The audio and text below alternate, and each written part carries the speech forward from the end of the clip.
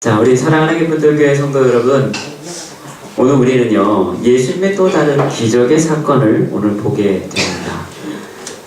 이것은 지난주에 우리가 살펴봤던 바로 이 오병이어의 기적과 함께 예수님이 누구신가에 대한 마태의 분명한 고백이기도 하고요, 더불어서 제자도에 관한 마태의 의도를 우리는 엿볼 수 있게 됩니다. 그리고 우리는 오늘 이 본문의 말씀을 통해서 베드로의 이 고백과 같은, 오늘 예수님은 진실로 하나님의 아들이 되심을 고백하는 믿음의 시간 될 수 있기를 간절히 기도합니다.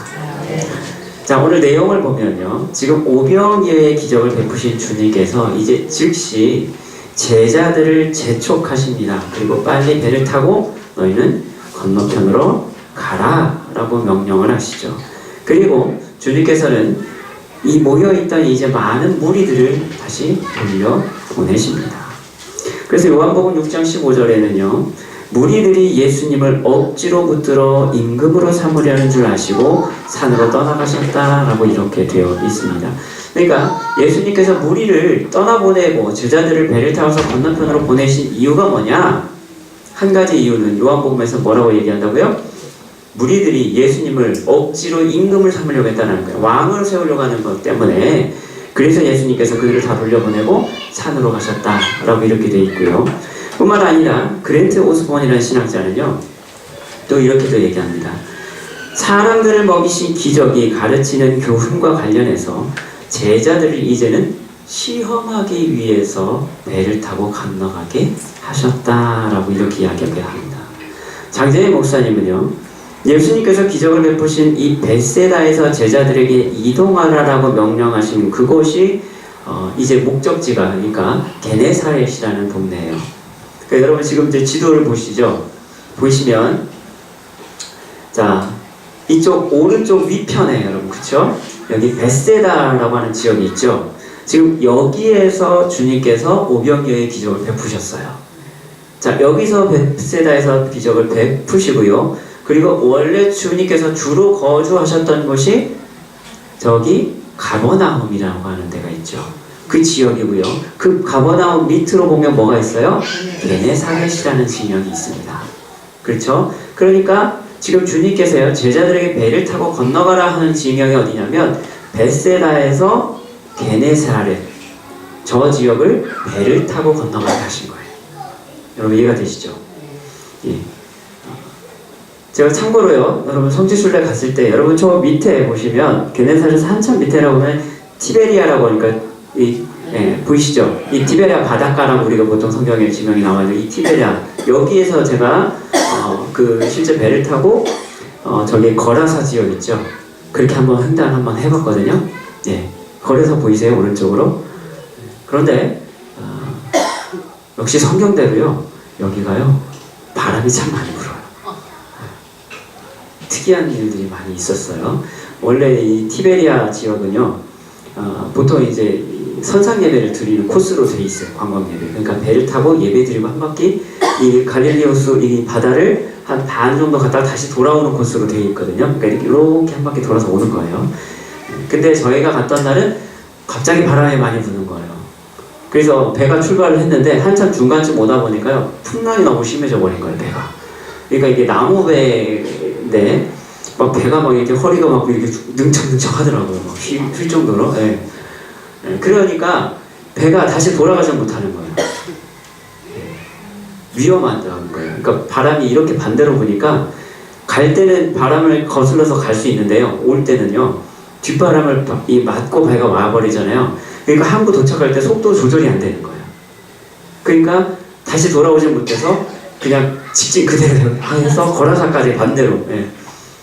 그래서 거기에 그쪽에서 하시는 분들은 우리가 운이 좋다고 얘기를 하시더라고요. 왜냐하면 횡단은 잘 안 하거든요. 보통 요 앞에서 이렇게 한 바퀴 예배 드릴 시간 동안 한 바퀴 잠깐 돌고 그냥 다시 들어가는데 그 경험을 했어요. 그런데 재밌는 건 거라사 이 지역으로 조금 가니까 갑자기 잔잔해져요. 예. 그 경험을 했거든요. 근데 이 갈릴리 지역이 지금 그런 상황이에요. 지금 오늘 주님께서요 이 벳세다 지방에서 이 게네사렛 이 지방까지 지금 제자들을 배를 타게 만드는 거예요. 그런데 또 재밌는 건 뭐냐? 이 벳세다 땅과요, 이 게네사렛 땅이요, 이 영토가, 그러니까 이 분봉왕이 이 영토가 달라요.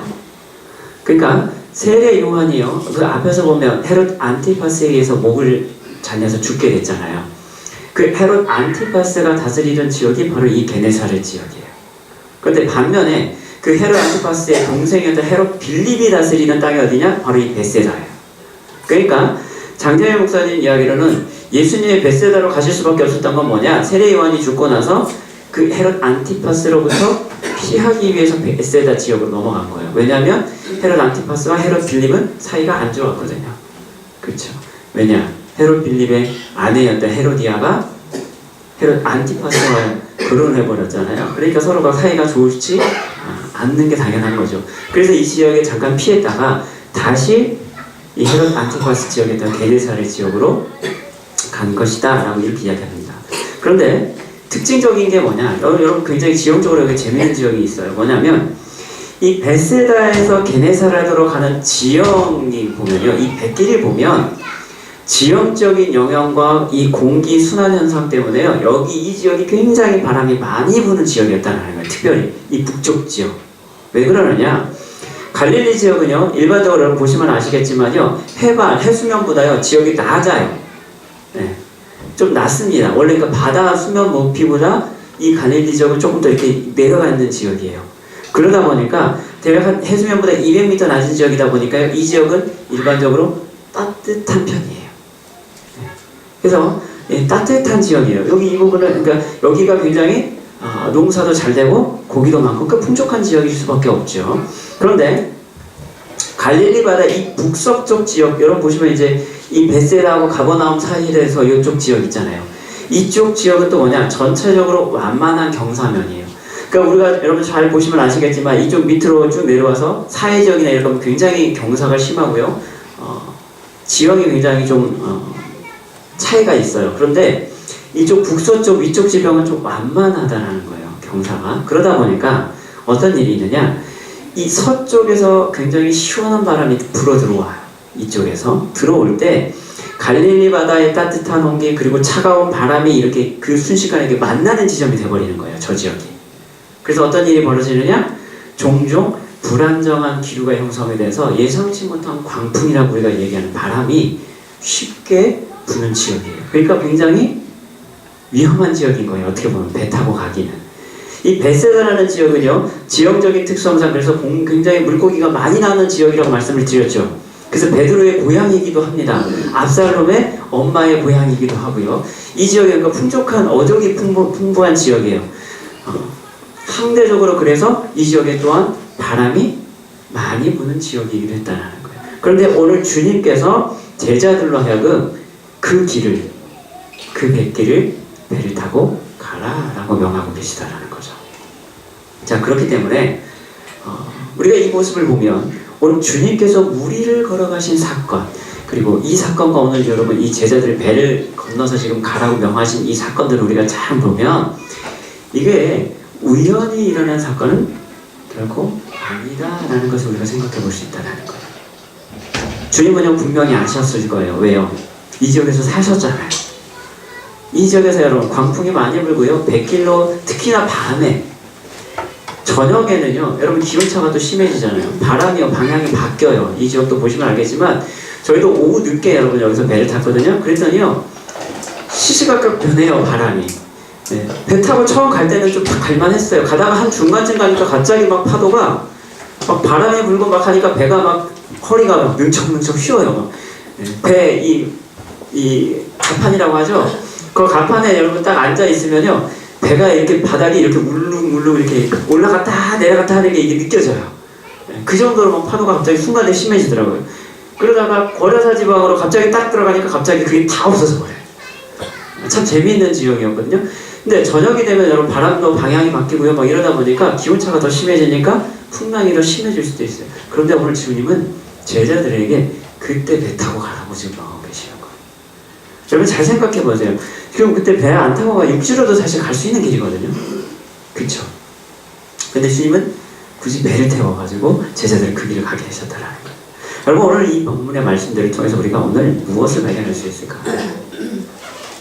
몇 가지 우리가 한번 찾아볼 수 있는 게 있어요. 첫 번째, 우리가 이걸 좀 먼저 보기 원합니다. 뭐냐면 주님이요, 무리들을 다 흩으시고요, 제자들을 배를 태워서 보내고 나서 그 다음에 하신 게 뭐예요? 뭐 하셨어요? 그럼 오늘 본문 다시 한번 보세요. 23절에 보면 기도하러 따로 산에 올라가시리라. 아멘. 주님도요, 기도의 삶을 사셨다라는 거예요. 여러분, 무리와 제자들을 보내신 주님께서 먼저 하신 일이 뭐냐? 오늘 기도하기 위해 산에 올라가셨다라는 거예요. 여러분, 하나님의 아들이신 그분께서요, 오늘 기도를 위해 홀로 산에 가셨다라는 것, 여러분, 이것은 우리에게 시사하는 바가 크지요. 주님은 우리에게 기도를 가르쳐 주셨죠. 우리가 앞에서 다 배웠죠. 마태복음 통해서.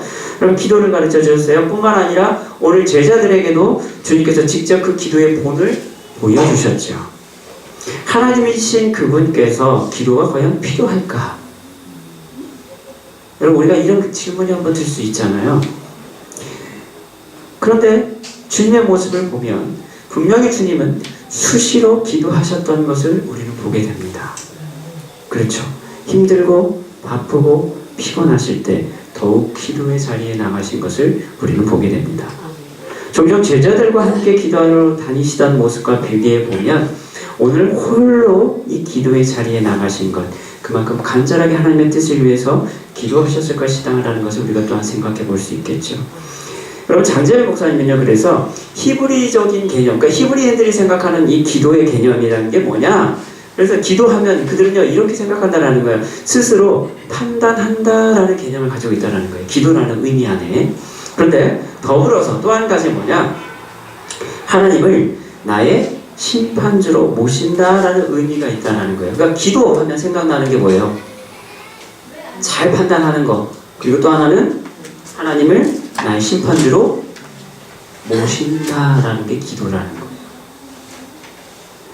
그렇기 때문에 그 기도 안에는 하나님께 정직하려고 하는 그 마음이 담겨야 된다라고 생각을 했다는 거예요. 내 마음을 살피시는 하나님을 내가 기억하려고 애쓰는 것, 이게 뭐예요? 기도다라고 생각했다는 거죠. 곧 기도는 그래서 하나님께 드려지는 온전한 제사와 같은 것이다, 이런 이야기를 합니다. 여러분, 이것은 뭐냐? 기도할 때 사람은요, 하나님 앞에 서야 되기 때문에 그렇다라는 거예요. 그러니까 기도를 하면서 항상 그들이 생각했던 건 뭐예요? 하나님을 인식했다라는 거예요. 하나님을 인식했다라는 거예요. 하나님을 바라봤다라는 거죠. 기도의 의미 자체가 바로 여기 있다라고 이들은 생각하고 있었다라는 거예요. 하나님께 마음을 집중하는 것, 이것을, 그래서 그들의 말로는 카바나라는 단어를 쓰는데요. 중세시대에 그래서 라비 마이모니데스라는 사람은요, 그래서 이렇게도 얘기를 했어요. 집중하지 않고 기도를 많이 하는 것보다 집중하면서 기도를 적게 하는 것이 더 낫다라고 말하기도 했다는 거예요. 그만큼 우리가 우리의 마음을 하나님께 집중하고 모으고 기도하는 것, 여러분, 이것은 굉장히 중요한 것이다라는 거예요. 오늘 본문 핵심이 바로 여기 있습니다. 하나님의 우리가 인식하고 우리의 마음을 모으는 것. 누구에게요? 하나님께 모으는 것. 오늘 여러분, 오늘 본문의 전체적인 주제는요, 우리가 믿음에 대한 이야기예요. 그런데 믿음도 똑같아요. 믿음에 대해서 우리가 나눌 때도요, 그 믿음 가운데서도요, 기도, 특별히 거기에도 우리의 마음이 모여야 되는 것, 집중해야 되는 것. 여러분, 이게 기도라는 거예요. 사랑하는 기쁨의 성도 여러분, 우리는요, 금요 예배를 통해서 지금 기도를 배우고 있죠. 수요일은 우리가 예배를 또 배우고 있어요. 그렇죠? 우리 표에 맞게 말씀과 기도, 그렇죠? 그리고 예배. 여러분, 이것을 우리가 지금 배워가는 시간을 계속 갖고 있습니다.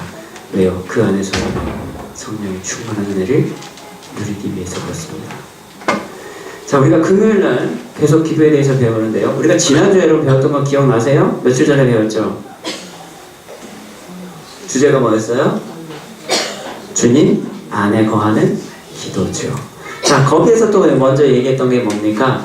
기도의 여러분 가장 큰 본질적인 목적, 그것은 단순히 우리의 간구나 목적을 이루기 위함이 아니라 먼저는 하나님과의 교제에 있다라고 이야기를 하고 있잖아요. 주님과의 관계 회복이 우선돼야 함을 우리는 배웠다라는 거예요. 그래서 기도는 뭐예요? 하나님과의 대화다라고 얘기했고요. 기도는 하나님 앞으로 가까이 나아가는 것이다 라고 얘기를 했고요. 기도는 주님을 내 안에 모시는 것이다 라고 우리는 이렇게 배웠죠. 오늘 주님도요, 당신이 하나님의 아들이심에도 불구하고 누구보다 기도의 자리에 나가시는 모습을 우리는 보게 된다는 거예요. 그것은 하나님과 더 깊은 교제의 시간을 갖기 위함이었다라는 것을 우리는 생각해 볼 수 있습니다. 하나님과의 교제, 주님과의 온전한 연합은 그냥 저절로 되어지는 것이 아니라 기도의 자리에 우리가 나아갈 때 여러분 그때 시작이 된다라는 것이죠. 여러분 우리 믿음이 자라나기를 원하십니까? 여러분 굳건한 믿음이 세워지기를 원하세요?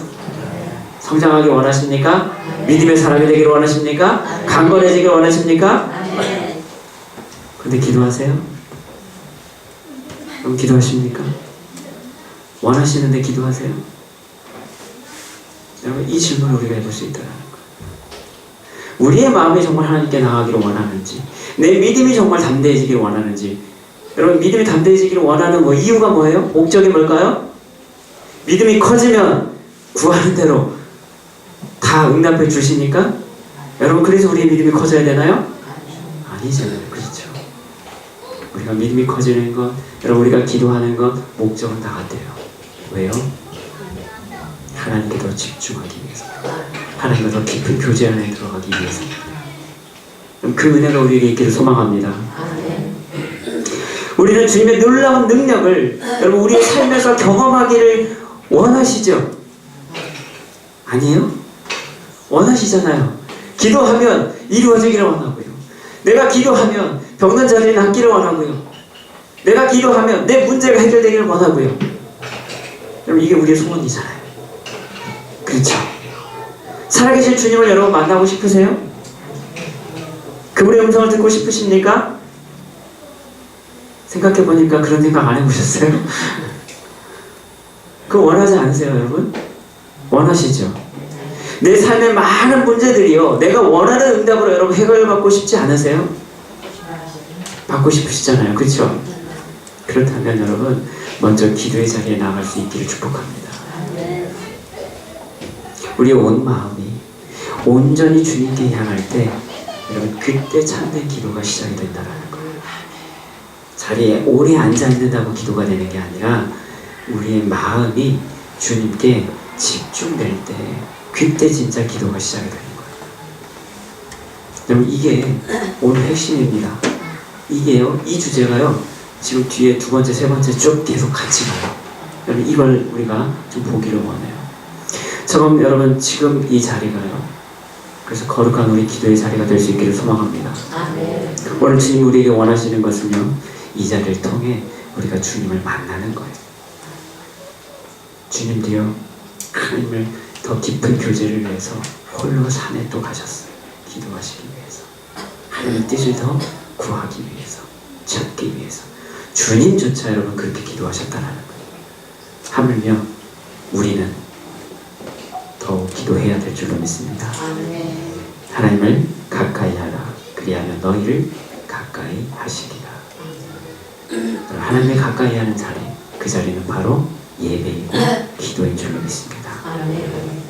두 번째요, 오늘 본문의 말씀을 통해서 우리는 이걸 좀 깨닫기를 원해요. 뭐냐면 우리는요 여전히 믿음이 적은 자들이다라는 거예요. 베드로처럼 주님 우리도 물 좀 걷게 해주세요. 여러분 이게 아니라, 오늘 본문의 핵심은 이게 아니라 우리가 어떤 존재라는 거예요. 여전히 우리는요 믿음이 적은 자들이다라는 거예요. 오늘 주님이 제자들로 하여금요 배를 타고 건너가게 하신 것은 어떤 의미에서는요, 아까 앞에서 말씀드렸듯이 그들에게 있어서는요 시험과도 같은 거예요. 그들이 건너야 했던 그 뱃길은요 광풍이 종종 일어나는 곳입니다. 주님이 절대로 몰랐을 일은 없죠. 그런 것을 주님은요 배를 타고 제자들에게 건너가게 하십니다. 특히나 밤에 배 타고 건너가게 한다는 건 쉬운 일은 아니죠. 더군다나 문제는 뭡니까? 그 자리에 주님이 함께 하시지 않았다라는 거예요. 풍랑까지도 여러분 잠잠케 하시는 주님이시지만 지금 제자들에게는요 주님이 안 계셨어요. 자기들끼리 해야 되는 일이었다라는 거죠. 그렇기 때문에 현재 제자들이 겪고 있는 이 두려움과 공포, 그것은 여러분 결코 작은 것이 아니었다라는 거예요. 오히려 그 바다의 무서움, 여러분 그 바람의 풍랑의 무서움을 누구보다 잘 아는 제자들이었기 때문에 더더욱 그 위험성에 대해서 두려움과 공포를 느낄 수밖에 없었을 것입니다. 주님이 없는 인생은요 여러분 이처럼 위태할 수밖에 없죠.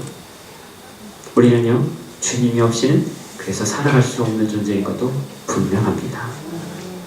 그런데 이제 주님께서요 밤 사경이 돼서야 이제 바다 위를 걸어오십니다. 여러분 히브리적 개념에서 밤 사경은요 대략 밤 10시 정도다라고 이렇게 이야기합니다. 히브리적 사고에서 히브리적인 시간 개념을 보면 해 질 때부터 여러분 시작이 되죠. 시간이. 그렇죠.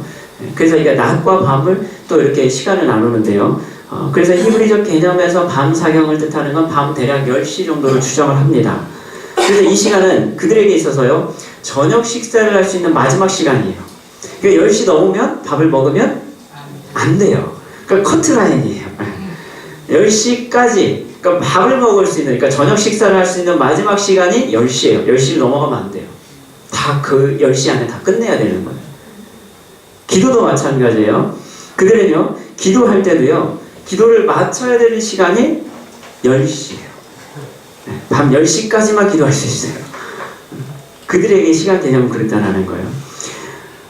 반면에 로마의 방식으로 보면요 이 밤사경이요 로마의 시간법으로 보면 대략 1세기경의 대략 시간을 보면 새벽 3시에서 6시로 추정을 합니다. 히브리적 개념 시간 개념과 이 로마의 또 시간 개념이 조금 달라요. 그래서 그때로 보면 이 로마의 시간 표기로 보면 그때는 새벽 3시에서 6시 그게 밤의 마지막 시간. 그 이유가 되면 이제 뭐가 되는 거예요? 해 뜨는 시간, 이제 낮이 되는 거죠. 그러니까 밤의 마지막 때라고 보시면 되는 거예요. 밤 사경의 의미는 이렇게 볼 수 있는데 그러니까 히브리적 개념으로 봤을 때는 밤 10시 로마의 시간 개념으로 봤을 때는 대략 새벽 3시에서 6시 그 사이 언저리라고 볼 수 있어요. 근데 중요한 건 그러니까 시간이 아니다라는 거죠. 우리가 여기서 봐야 될 거는 시간의 개념이 아니에요. 뭐예요? 핵심은 뭐냐면 그렇게 늦은 시간 동안 제자들이 지금 뭐하고 있는 거예요? 오랜 시간 바람과 물결로 인해서 고난당하고 있다는 사실이에요. 여러분 보세요. 지금 지도 다시 한번 볼까요? 자 보세요. 대략 갈릴리 호수의 지금 여러분 이 규격을 사이즈를 보면요 세로로는 대략 한 21km 호수가 굉장히 크죠. 세로로는 21km요. 이 가로로 길게 보면 막달라하고 이 거라사 지역을 직선으로 이었을 때 대략 12km예요. 그러니까 베스에다에서 게네사렛까지 가는 거리도 보면요 대략적으로 그러니까 이제 10km 이내 한 7, 8km 정도로 추정을 합니다. 그런데 오늘 성경에서는 수리를 갖다라고 되어 있잖아요. 수리를 갖다고 되어 있고요. 보건서 다른 곳에는 심리라고 되어 있어요. 심리 개념으로 봐요. 그러면 학자들이 대략 추정할 때 대략 5km, 5점 몇 킬로 지점 정도 될 것이다 라고 이렇게 이야기를 합니다. 그러니까 대략 베세다에서 이 게네사렛까지 대략 한 8km 거리라고 예를 들어서 이렇게 본다면 대략 한 5km 지점까지 왔을 때 거기서 지금 굉장히 애를 먹고 있었다는 거예요. 그러니까 여러분 생각해 보세요. 주님께서요 무리들을 지금 흩트고 제자들을 배로 태워서 걷는 게 언제예요? 해 떨어질 때예요. 저녁쯤 됐을 때예요. 그렇죠? 해질녘 됐을 때 여기가 대략 한 6시 기준으로 봅니다. 그렇게 보면 지금 히브리적 개념으로 봤을 때는 늦어도 밤 10시니까 그래도 4시간 이상 된 거예요. 지금 그렇죠? 최소 4시간 이상. 만약에 로마 시간으로 여러분 새벽 6시 지금 3시에서 6시 사이라고 하면 거의 날밤 샌 거예요. 그렇죠? 그렇게 했는데도 불구하고 결국 어떻게 됐어요? 목적지 도착 못하고 중간에 지금 바다에 이거 표류하고 있었던 거예요. 왜요? 바람 때문에 물결 때문에 배가 가고 싶어도 갈 수가 없는 상황이에요. 그러니까 몇 시간 동안을 지금 거기서 낑낑대면서 지금 사투를 벌이고 있었던 거예요. 그러니까 얼마나 힘든 상황이었겠냐라는 거죠. 그렇죠? 자 그런 상황 가운데 지금 이들이 있었다는 거예요.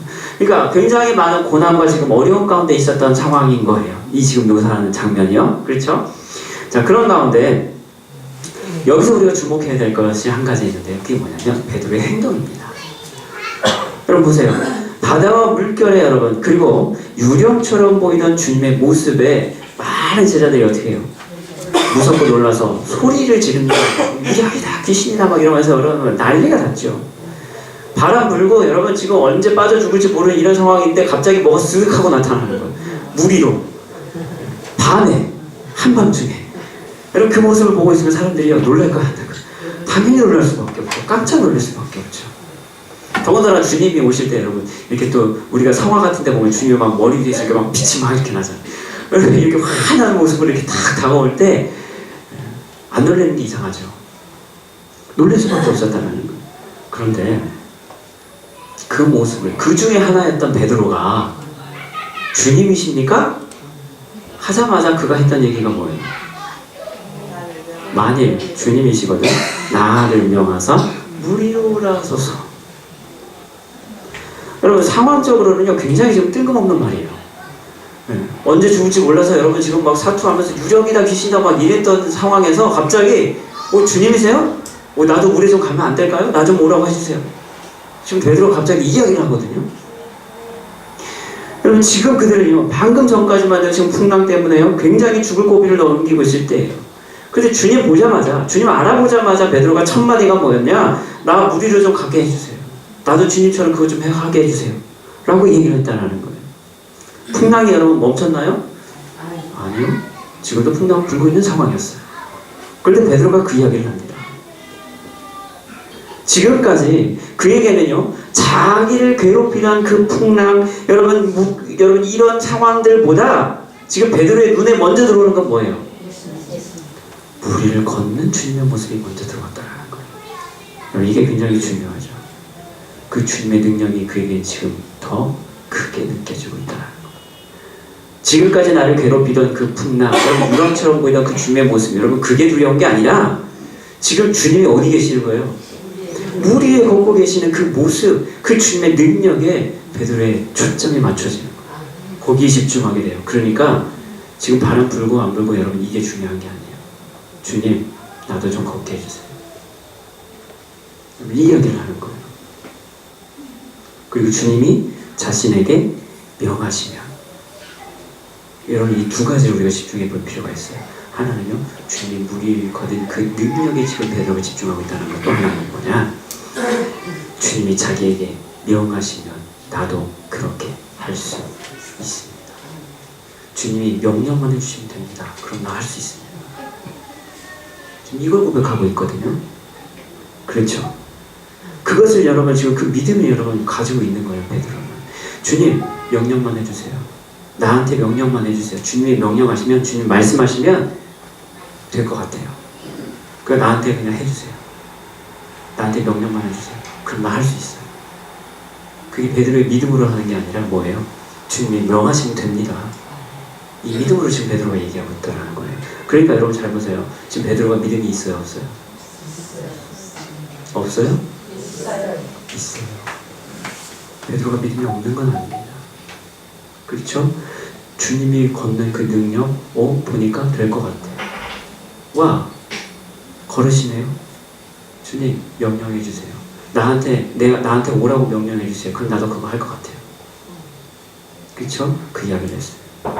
누구보다 여러분 바다에 대해서 잘 알던 사람이에요. 그렇기 때문에 그에게 믿음이 없다라고 우리는 말할 수는 없어요. 사람이 무리를 걷는다는 것, 말도 안 된다는 것, 베드로가 제일 잘 아는 사람이었기 때문에. 그렇죠? 자신은 할 수 없지만 주님이 명하시면 가능하다라는 고백을 지금 베드로는 하고 있는 거예요. 주님이 명하시면, 나를 오라고 하시면 내가 할 수 있습니다. 주님 그러니까 나한테 명령해 주세요. 이야기를 하는 거예요. 요구를 하죠. 그리고 오라라는 주님의 그 말씀 한마디에 어떻게요? 지체 없이 그가 배에서 내려 무리를 걸어갑니다. 여러분 이게 가능할까요? 우리라면 가능하시겠어요? 주님이 물 위에서, 물은 아니더라도 여러분 불 위에서 불 위에서 주님이 걸어와 하면 여러분 그 믿고 그냥 발 내디지고 걸어가시겠어요? 여러분 잘 생각해보세요. 베드로는 했어요. 믿음이 있는 거죠. 하지만 곧 그의 한계가 드러납니다. 뭐예요? 바람 바람을 보자마자 무서워서 빠져갔다라고 성경은 기록하고 있어요. 뭘 보자마자요? 바람을 보자마자. 바람을 보자마자. 사랑하는 교회 성도 여러분, 이것이 저와 여러분들의 믿음이다라는 거예요. 우리 믿음의 현주소가 어디에 있어요? 바로 이 바다, 이 풍랑의 바다 위에 있다라는 거예요. 여기에 바로 우리 믿음의 현주소가 있다라는 거예요. 어떤 이들은요, 주님을 보면서도요, 두려워서 감히 물 위를 걷고 싶어하는 생각조차도 못해요. 나머지 제자들 보세요. 똑같이 주님이 물 위를 걸어오는 걸 봤어요. 그런데 다른 제자들은요, 아무 소리도 안 해요. 그런가 보다. 오, 그러네. 신기하네. 이렇죠? 그나마 베드로가 되니까 주님, 저도 걸어오면 안 될까요? 라고 얘기를 한 거죠. 오늘 베드로처럼 주님의 능력을 경험하고 싶어하는 사람이 있을 수도 있죠. 어떤 사람은요, 주님의 능력을 보면서도 뭐예요? 야, 신기하다. 이렇게 끝나는 사람이 있고요. 어떤 사람은 야, 저 능력 나도 좀 해봤으면 좋겠다 라고 얘기할 수도 있어요. 그래서 오늘 주님께서 명하여 주시기만 하면 할 수 있을 것이다 라는 확신이 들 때도 있죠. 그러나 곧 우리의 믿음이 드러나는 자리에 우리가 놓이게 되는데요, 오늘 우리의 믿음 없음이 철저하게 고발되어지는 자리, 바로 그 자리, 그게 주님이 계신 그 자리다라는 거. 우리는요, 베드로의 행동을 통해서 그것을 한번 생각해 볼 필요가 있다는 거예요. 여러분, 물 위에 계신 주님을 바라볼 때 베드로에게는요, 두려움이 없었어요. 의심이 없었죠? 하지만 바람을 보자마자 그 믿음이 의심으로 변해버립니다. 그래서 그레이트 오스본은요, 또 이 사건을 통해서 이렇게 해석하고 있어요. 비록 베드로에게는 예수님을 외쳐 부를 만한 충분한 믿음은 있었지만 그는 자신의 두려움을 극복할 만큼의 충분한 믿음이 없었다라고 이렇게 이야기하기도 했습니다. 그렇다면 여러분, 충분한 믿음이라는 게 도대체 뭘까요? 충분한 믿음이 뭐라고 생각하세요, 여러분? 오늘 주님이 믿음이 적은 자야. 믿음이 적다라는 것은 뭘 말씀하고 있는 걸까요? 여러분, 우리는요, 이미 앞에서 이 믿음에 대한 이야기를 했습니다. 주님이 비슷한 표현을 앞에서도 했었잖아요. 그렇죠? 이 믿음이 적은 자들. 자, 우리가 앞에서 믿음이 적은 자들이라고 책망하시는 그 주님의 말씀을 통해서 우리가 또 깨닫게 되는 건 뭐예요? 마태복음 17장 20절에 우리가 또 보게 되겠지만요, 겨자씨 하나만큼만 있어도 놀라운 능력을 행하게 될 것이다라고 주님 우리에게 말씀해 주셨어요. 그러니까 겨자씨라는 게 여러분 굉장히 작다라고 말씀드렸죠. 아주 작은 씨는 아니지만 작은 씨 축에 들어가는 겁니다. 히브리인들에게는 이 당시에. 그러니까 요만큼만 믿음만 있어도 분명히 주님의 능력을 우리는 경험할 수 있는 거예요. 그런데도 불구하고 주님이 이 믿음이 적은 자들라고 이렇게 표현하고 있다는 거죠. 자, 그러면 우리가 이 말씀을 통해서 어떻게 나눴냐면, 그래서 믿음은요, 양적인 문제가 절대로 아니다라고 말씀을 드렸죠. 기억나세요, 여러분? 양적인 문제가 아니라 이것은 뭐예요? 적다라는 개념을 히브리적 개념으로 보면 이거는 있고 없다의 문제에 가깝다는 거예요.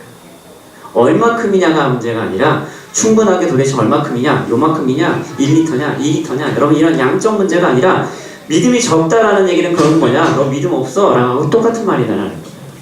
너 믿음 있냐 없냐? 여러분 이 뜻이다라는 거예요. 믿음의 요구에 대한 문제라는 거예요. 그렇기 때문에 우리는요, 이것을 이렇게 얼마 전에 우리가 또 이 말씀에 대해서 그래서 이렇게 더 봤죠. 그래서 믿음은 능력의 통로가 되어야 된다라고 말씀을 드렸죠. 그렇죠. 요구의 문제예요. 통로가 있느냐 없느냐의 문제지 이게 얼마나 크냐 작냐는 중요한 게 아니다라는 거예요. 겨자씨만한 믿음 하나만 있어도요, 우리는 산을 옮길 수 있는 능력이 있다라는 거예요. 그게 있냐라는 게 문제죠. 이 이야기를 지금 하고 있는 거죠. 자, 그리고 오늘 베드로는요, 오늘 우리는 이 베드로의 모습을 통해서 믿음의 또 다른 특징 하나를 또 바라봅니다. 깨닫게 되는데 그게 뭐냐? 바라봄의 법칙이라는 게 있어요. 바라봄. 오직 주님만을 바라보는 것. 그렇습니다, 여러분. 믿음은요, 두 마음을 품지 않는 겁니다. 주님이 여러분 말씀하시는 믿음은요, 두 마음을 품지 않는 거예요. 바라봄의 법칙 뭡니까? 온전히 주님만을 바라볼 수 있어야 된다는 거예요.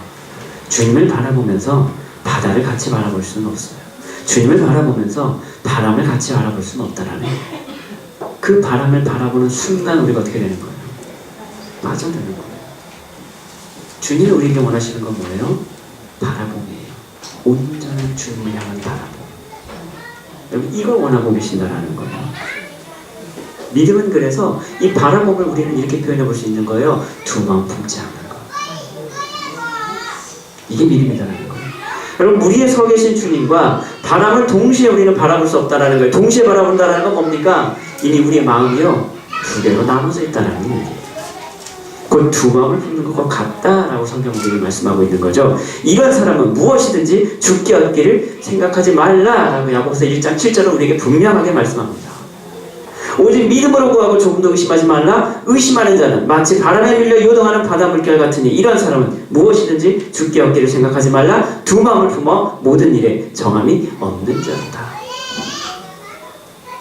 하나만 바라봐야 되는데 자꾸 두 개, 세 개, 네 개를 바라봐요. 주님만 바라봐야 되는데 자꾸 상황을 봐요. 바람을 봐요. 사람을 봐요. 그러다 보니까 어떤 일이 벌어져요? 마음이 자꾸 쪼개져요. 마음이 자꾸 쪼개져요. 쪼개지다 보니까 믿음이 어떻게 돼요? 자꾸 쪼그라들어요. 그래서 주님은 이 믿음이 적은 자예요. 다른 말로 하면 이 믿음이 없는 자들아. 다른 말로 하면요 이 두 마음 품는 자들아. 여러분 우리는 이렇게 생각해 볼 수 있다는 거예요. 그래서 예수님께서도요 마태복음 6장 24절에서 하나님과 재물을 겸하여 섬기지 못한다라고 우리에게 말씀해 주셨잖아요. 이 말씀을 왜 하셨어요? 우리가 여러분 이 말씀도 나눴잖아요. 그렇죠? 하나님을 향한 우리의 마음을 흐트러 놓는 것들의 상징으로 드러나는 것이 뭡니까? 재물이에요.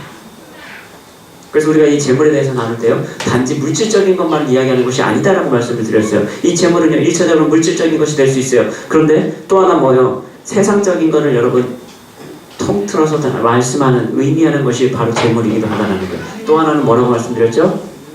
재물은 곧 나 자신일 수도 있다라는 거예요. 그러니까 우리가 하나님을 바라보는 그 마음을 흐트러 놓는 모든 것들이 다 뭐예요? 재물이라는 여러분 대표성을 가지고 있는 거예요. 하나님을 바라보는 게 아니라 나를 바라보고 있으면요 우리 안에는 내가 재물이에요. 그렇죠? 나 자신이 내 감정이 여러분 더 중요한 거예요. 그럼 이미 우리는요 두 마음 가진 거예요. 물질일 수도 세상일 수도 나 자신일 수도 있어요. 그것이 재물이에요. 그거 한번 생각해 보세요 여러분. 그렇기 때문에 우리가 하나님을 향한 그 마음이 갈라지거나 다른 것에 우리의 마음을 두게 될 때 우리는 의심이라는 이 행위로 우리의 믿음 없음이 분명하게 드러나게 된다라는 거예요. 그 자리가 어디예요? 고난의 자리, 풍랑이고 바람이 있는 그 자리, 그리고 주님이 대면하는 그 자리. 여러분 그 자리가 우리의 믿음이 온전히 고발되는 자리가 됩니다. 여러분 지금 마음 어디가 있으세요? 주님께 있나요? 재물에게 가 있나요? 여러분 어디에 계시죠? 우리 믿음은 어디 있어요? 재물에 가 있습니까? 콩밭에 가 있습니까? 여러분 오늘 이 시간 우리의 마음은 오직 하나님께만 향해 있습니까? 여러분 예배드리는 이 시간만큼은 우리의 마음이 주님께 향해 있냐라는 거예요. 주님의 얼굴만을 여러분 구하고 계십니까? 그분만을 바라고 계십니까? 아니면 여전히 내 마음은 여러 갈래로 여러분 나뉘어져 있습니까? 내 마음이 오직 주님 한 분만으로 여러분 채워져 있지 않다라면 우리는 여전히 믿음이 적은 자들입니다. 아니 믿음이 없는 자들입니다. 우리는 믿음이 없는 거예요.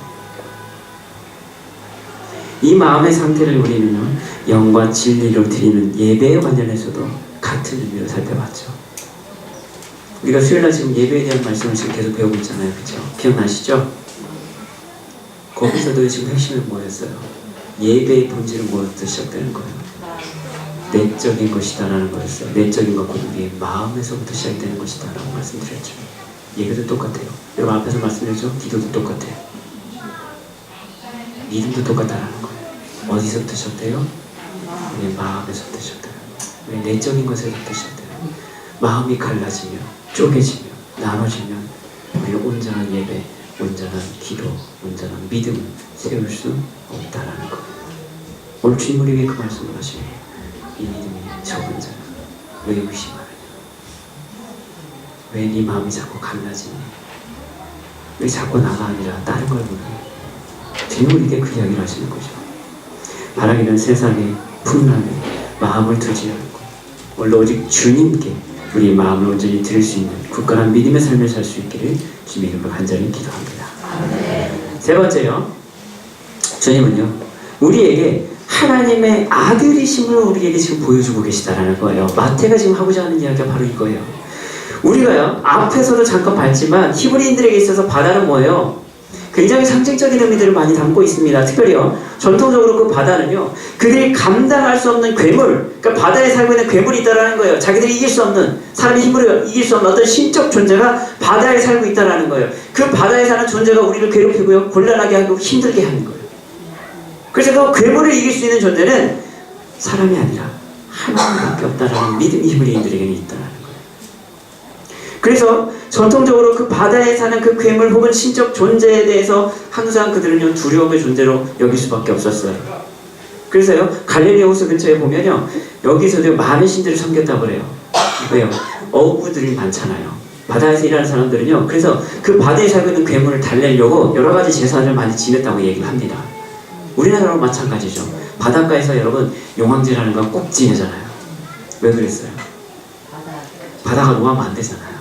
거기에 살고 있는 신이 우리를 잘 불쌍히 여겨주셔서 도와줘야지 여러분 안선의 기쁨을 누릴 수 있는 거잖아요. 똑같은 개념이에요. 여러분 이 고대 근동지방, 여러분 이 메소포타미아도 똑같아요.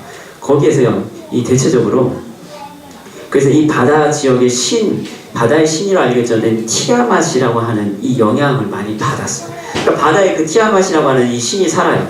그래서 자기가 마음에 드는 사람이 지나가면 그 사람한테 물고기를 몽땅 몰아주는 거예요. 그래서 부자가 되게 만들어지고 자기에게 마음에 안 드는 사람이 지나가면 괘씸하게 보면 뒤집어서 그냥 바다에 빠져서 바닷속으로 끌고 들어가서 그냥 죽여버린다는 거예요. 그런데 그들 개념은 뭐냐? 그렇게 해서 바다에 빠져 죽으면 구원도 못 받는다고 생각한 거예요. 이 사람들. 그러니까 바다에서 빠져 죽는 걸 얼마나 두렵게 생각했겠어요. 그러니까 바다에서 여러분 일이 한다는 게 굉장히 그들에게는 두려울 수밖에 없고요. 그러니까 그 신한테 잘못 보이면 안 되는 거예요. 그게 여러분 구약 성경에서도 보면 그래서 이 바다의 신적 존재, 이 괴물에 대한 존재를요 구약 성경에서도 이렇게 묘사를 많이 합니다. 보면 대체적으로 우리가 용이라는 표현을 쓰기도 하고요. 뱀 혹은 악어, 여러분 또 이제 용계도 나오고 이렇게 하지만 여러분 리오야단 이라는 것도 얘기하고요. 혹은 라합이라는 존재. 여러분 사람 이름의 라합을 이야기하는 게 아니에요. 18에 보면 이 라합이라고 하는 이 바다에 사는 어떤 이런 존재에 대한 이야기를 또 하고 있어요. 이 괴물에 대한 이 이름으로 쓰여지는 것이 바로 이 라합이라는 또 이름이었어요. 그래서 이런 존재가 상징적으로 구약 성경에도 등장을 하는 거예요. 이 바다가 참 계시록에도 보면 이 바다 표현이 또 나와요. 이게 참 재미있는 표현들이에요. 근데 어쨌든 이것이 이제 이 메소포타미아자에게 이 티아맛이라고 하는 이 신의 존재가 그래서 우리가 잘 아는 그리스 로마 신화에도 넘어가면 그 존재가 어떻게 변형이 되냐면 우리가 잘 아는 여러분 바다의 신 하면 제일 먼저 떠오르는 게 누구예요? 요즘에 뭐 이렇게 영화도 많이 나오잖아요. 무슨 아쿠아리움 해가지고 나오죠.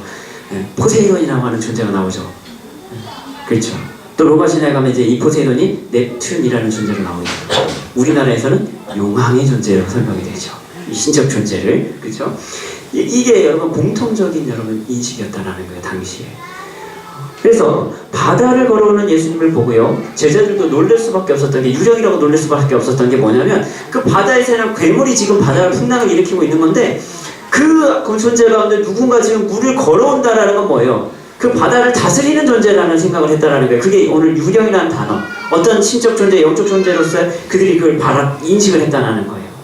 주님인지를 인식하지 못하고 그러한 이유 때문에 그들이 더 두려워서 소리질 수밖에 없었다는 거죠. 야 우리 잡으러 오나 보다, 우리 죽이러 오나 보다, 이렇게 생각했다는 거예요. 이처럼 여러분 바다는요 당시에 그들에게 있어서 생계에 굉장히 중요한 수단이면서 동시에 뭡니까? 그래서 두려움의 대상이 되게 됐다. 여러분 지금 어떻게 보면 이 바다의 그런 두려움들이 사실 우리가 이제 이 바다의 개념을 우리 인생에도 그래서 비유하기도 하잖아요. 풍랑이 있고 고난이 있고 어려움이 있고 여러 가지 이야기들을 하는데요. 지금 제자들은요 그 바다 한가운데서 생존을 위한 처절한 몸부림을 지금 치고 있는 상황이었잖아요. 유령처럼 보이는 그 주님의 모습에 기겁하면서 두렵고 떨림 가운데 여러분 소리를 지르고 있었던 거예요.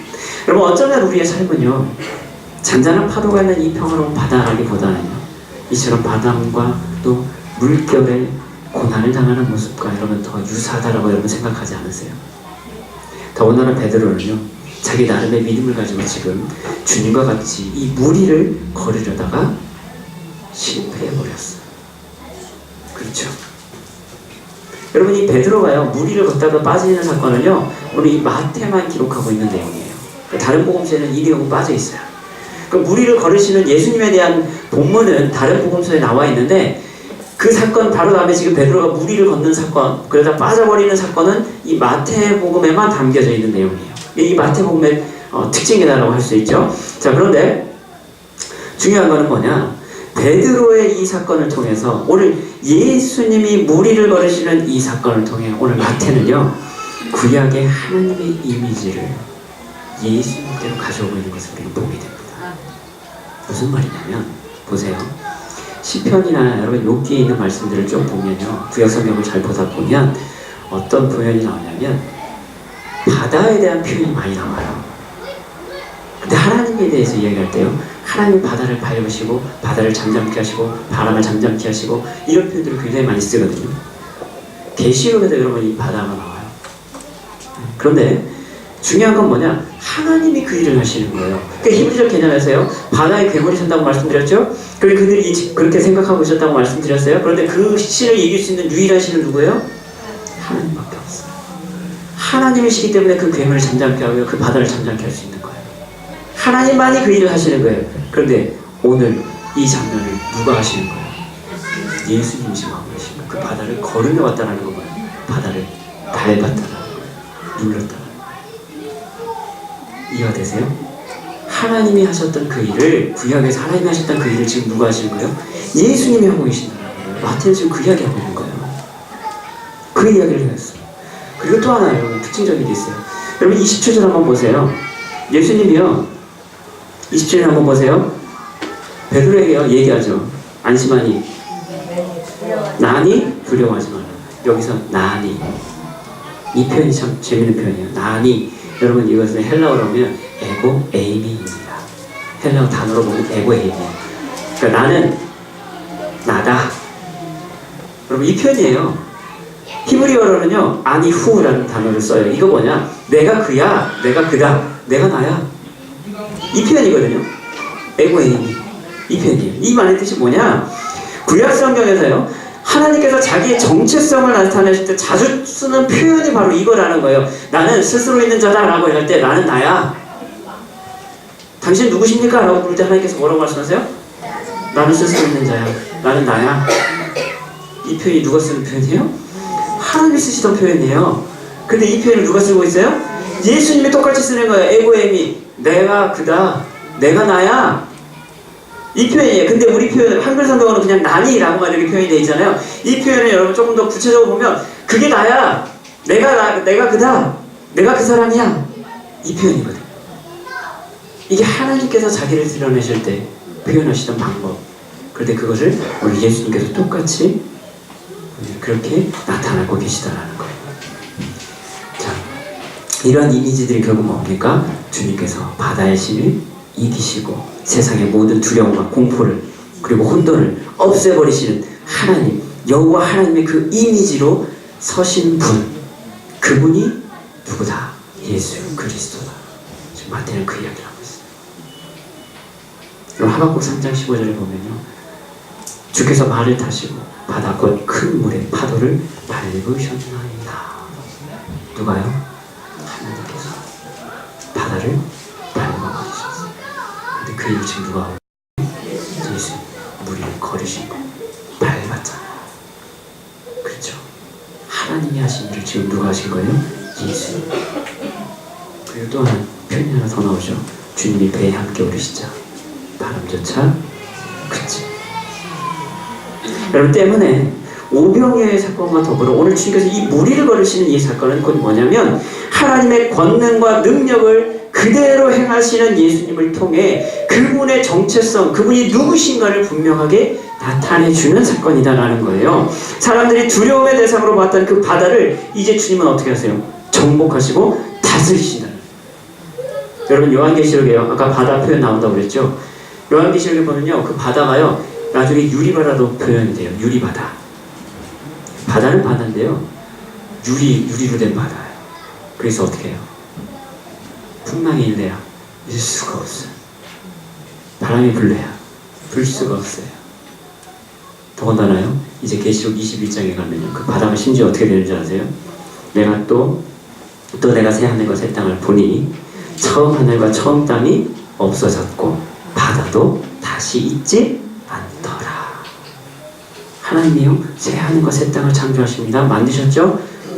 예수님께서요, 재림하시고 나서 심판의 모든 과정이 다 끝나고 나면 새 하늘과 새 땅에서 우리가 이제 새 예루살렘에 우리가 거하게 됩니다. 그때가 되면 뭐가 없어요? 바다도 없다라고 말씀하고 있어요. 더 이상 우리를 괴롭히던 그 괴물, 그 존재, 그 고통, 아픔, 그 바다로 상징되는 그 모든 것들이 다 어떻게 돼버리는 거예요? 주님 다 없애버리시는 거예요. 바다 자체가 없어져버려요. 그 고통, 그 여러분, 그 고난 자체가 다 없어지는 거예요. 사람들을 괴롭히는 그 악한 존재들이 살고 있던, 여러분, 그렇게 상징되는 그 바다라고 하는 존재 자체가 완전히 사라져버린다라는 거예요. 주님이 온전히 통치하시는 그 나라에는 바다조차도 여러분 존재하지 않게 되는 거예요. 마태는요, 이 진리를 오늘 제자들의 입술을 통해서 증거합니다. 그걸 뭐라고 증거해요? 진실로 하나님의 아들이었습니다. 이게 위인을 담고 있는 거예요. 주님이 바다를 밟으셨어요. 당신은 진실로 하나님의 아들이 맞습니다.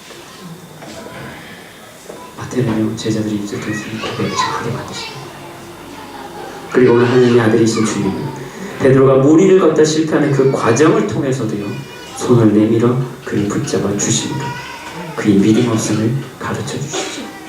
오늘 주님의 그 긍휼을 구하는 자들에게 오늘도 주님은 손을 내밀어 주시는 줄, 붙잡아 주시는 줄로 믿습니다. 또한 그분은 우리의 두려움과 그 인심을 그래서 기쁨과 승리로 바꾸어 주실 수 있는 분이십니다.